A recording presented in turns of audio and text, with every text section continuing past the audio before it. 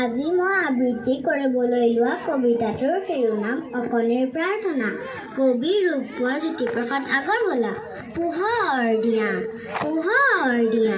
আৰু পোহৰ দিয়া, মনৰ আন্ধাৰ আঁতৰ কৰি আলোকলৈ নিয়া, সদায় সঁচাত থাকিবলৈ মনত দিয়া বল, আমাৰ হিয়াত জ্বলক তোমাৰ জ্যোতি জলমল।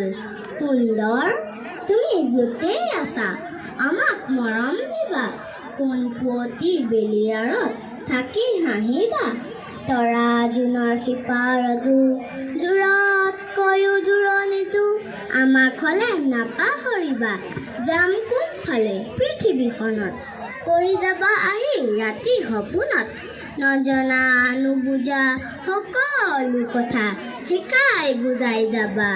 সুন্দৰ তুমি নেদেখাৰে পৰা আমাৰ সেৱা ল'বা, আমাৰ সেৱা ল'বা, আমাৰ সেৱা ল'বা। ধন্যবাদ।